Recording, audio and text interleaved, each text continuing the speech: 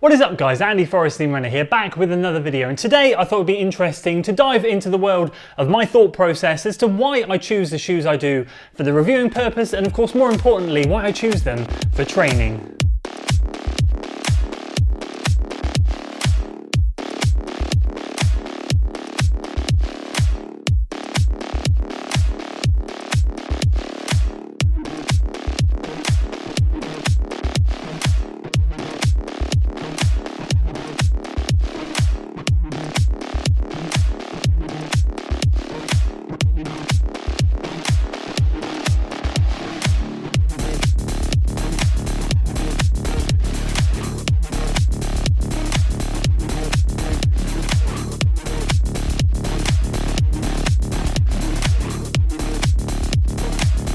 So a few weeks ago I released a video talking all about how to build a running shoe rotation, and today what I want to do is take a deeper dive into not just how to build a running shoe rotation, but give you guys an insight into my thought process as to how I've been building my running shoe rotation this year, what I look for in a running shoe, and the reasons why I go for some of the shoes that I go for. For those of you who've been following the channel for around 18 months now, you know I've reviewed a diverse style of shoes, some very mainstream, very popular, others a little bit of a curveball, maybe some have surprised you as to why I've ended up buying these shoes. They all have a rationale, they all have a reason, and today we're going to talk all about that, and maybe you can pick up some hints and tips as to how to build your running shoe rotation moving forward. So if you're excited for today's video guys, make sure you give it a like, share it with your friends, subscribe to the channel for weekly running content, and we'll start with the reasons why. Okay, so let's talk about the why. There is only ever one fundamental question when it comes to the why as to why I want to buy a certain specific shoe. As you guys notice, there are tons of shoes that get released, so many amazing, incredible shoe reviewers out there at the moment, just knocking out some incredible videos all over YouTube, and it's fantastic to see. Those guys help me, like I know some of my videos help you guys choose some of the shoes. They help me as much in terms of sometimes deciding which shoes I'm going to get myself. But ultimately, I like to be a little bit scaled back from those guys, because for me personally, my one focus, my one aim with all the shoes that I get, the reason why is training. I want to get the most out of these shoes. To date, with all the shoe reviews that you've seen on this channel, bar the Ultra Olympus 4, which were sent to me for the purpose of review, I've paid all of my own money for every single shoe. So for me, I need to get bang for my buck, and I need a reason as to why I want to buy the shoes. And that, as I said, boils down to training. Now from there, I then break it down into certain sections,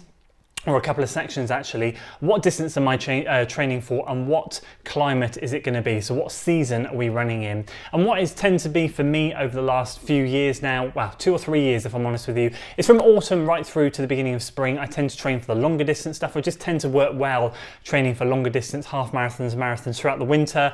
It keeps me going, it gives me a purpose through those dark winter nights. And then in the summertime, I tend to train for more shorter distance stuff.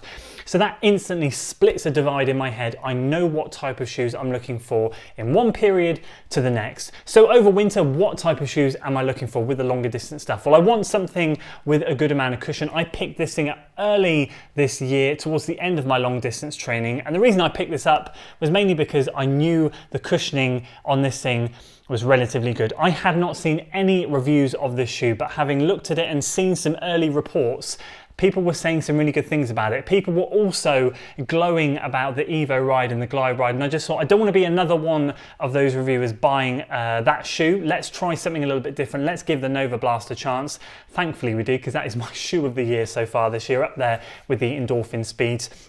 But I knew that that shoe was going to take me the longer distances that I wanted to with a good cushion. Done tons of miles in that thing over the winter, and it was great. And then also something like the New Balance Fuel Cell TC, great for the long runs over the winter. Ventilated, so I wouldn't say it's a thicker upper, but that is irrelevant for me when it comes to long runs. I'm not looking for that. I'm looking for something that's going to give me the cushion, the propulsion, and everything that I want over those faster long runs. So those two shoes, as an example, fit into my training really, really well. And then of course we move on to the summer and we talk about something like the New Balance Fuel Cell Prism, which I think I picked up in May or June, I can't remember now. Something that's super lightweight. This ended up being a jack of all trades shoe, but it's super lightweight, perfect for those shorter, sharper interval days. Yeah, it's not particularly a great speed day shoe. Well, it is a great speed day shoe. Interval shoe, there are better shoes, but it's a jack of all trades shoe that just fitted in my summer rotation really well, because if I wanted to do the shorter intervals, this thing worked really well. And of course, then we had other shoes the endorphin speed,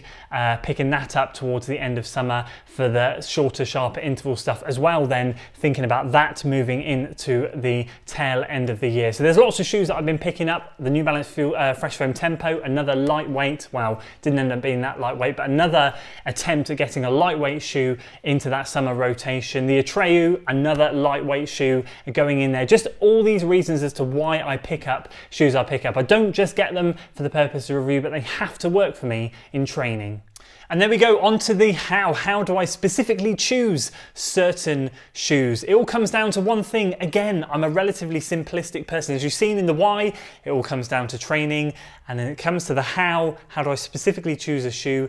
It all comes down to the midsole. Yes, the midsole. And this is where I should think we're going to have some comments in the section below. What is your thing about a shoe that is a deal breaker? I'll give you some great examples in a second as to how I've picked certain shoes and why I know not to pick certain shoes. But for me, midsole is the deal breaker. I can sometimes deal with a sloppy fit. I can sometimes deal with a bit of a rubbish lockdown, bit of heel slippage here and there. These are all negligible little things if the shoe is okay. But if the midsole is wrong, the shoe is completely off. Great example, Nike shoes. Fit me like a glove. I absolutely love the way they fit. I'm wearing the Nike React Milers now, but for running, the React midsole is absolutely horrific in my size, and therefore I know not to buy a Nike shoe with a React midsole. Hence why you've not seen things like the Epic React, hence why you've not seen something like the Infinity Run. Really popular shoes, they just won't work for me, and I will not refuse to spend my money on these shoes. However, New Balance, my top 4 New Balance shoes of 2020 video was released last year because I love Fresh Foam X and I love Fuel Cell midsole. How do I love them? Well, I took a punt on the Propel last year, Propel V2, the V1, sorry. Love the Fuel Cell midsole. Knew as soon as the TC was advertised. With that Fuel Cell and the carbon plate, because the plate was all that was missing from something like the Propel. It's just a little bit lacking in response, but the cushion was absolutely top notch, and I thought this is something I want to get my hands on. So I knew straight away the TC was going to be the shoe for me. And then of course, with the Fuel Cell working so well in there, I knew the Prism was another one I wanted to get in the summer. Looking for a light shoe, looking on the New Balance website in the Fuel Cell area. There were things like the Echo there was the Prism. There was also word, I'd heard rumours that the Propel V2 was coming out around that time. It ended up being delayed. But out of the options that were there, I knew the Prism was what I wanted. It was lightweight, checked the specs on there, lightweight, had that Fuel Cell midsole, and that was the deal breaker for me. Again, as I just said, sometimes you have to take a punt on a midsole. We've all got to start somewhere with them, but once we've tried it once, we know whether it's going to work for us or not, and then we know not to waste our money moving forwards. The Flight Foam Blast, of course, new to the Asics lineup this year, is something that I absolutely fell in love with, hence why I have the Dynablast sat at home ready to review. That will be the next video, just as a sneak peek for you. So it's things like that. The Rincon 1, another great example. Loads of you questioned why I bought the Rincon 2 after the 1 lasted such a little amount of time. It's because I love the midsole. It just works for me really, really well. And those 180, 150 miles I'm going to get out of that shoe are going to be better than, let's say, anything that I can put in Nike's React midsole. I'd rather spend the money and get 150 quality good miles out of a shoe that I love running in, whereas not spending money in a shoe that I might get 300, 400, 500 miles in, but absolutely hate the running experience. At the end of the day, it's all about enjoyment. So that is my reasoning for how I pick a specific shoe.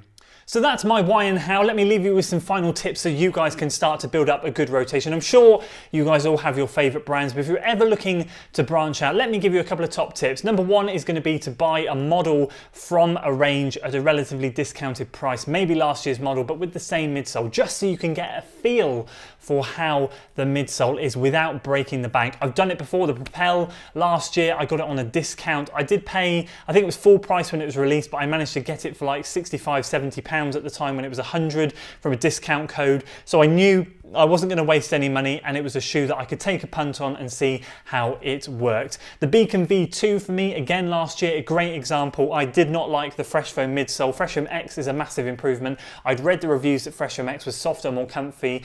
I knew that with the Beacon V2 it was too firm. I only spent about 50, 60 pounds when I got the V2. I think it was, again, it was on a discount at the time.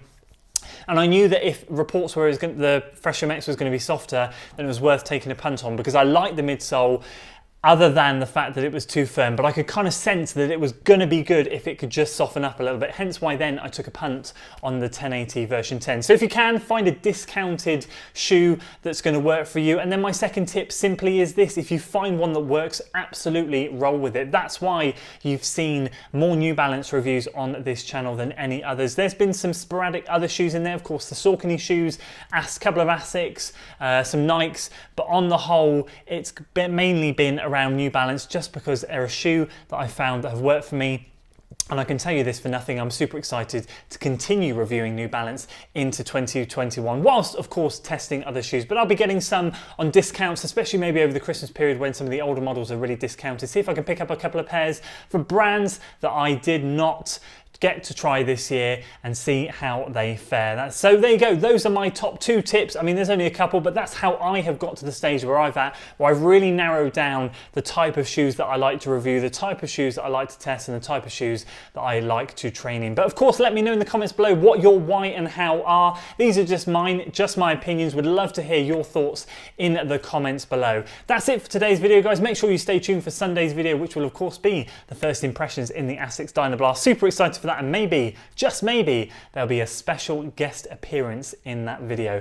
Better stay tuned for that. If you enjoyed today's video, guys, make sure you give it a like, share it with your friends, subscribe to the channel for weekly running content, and as always, I'll see you on the next one. Until then,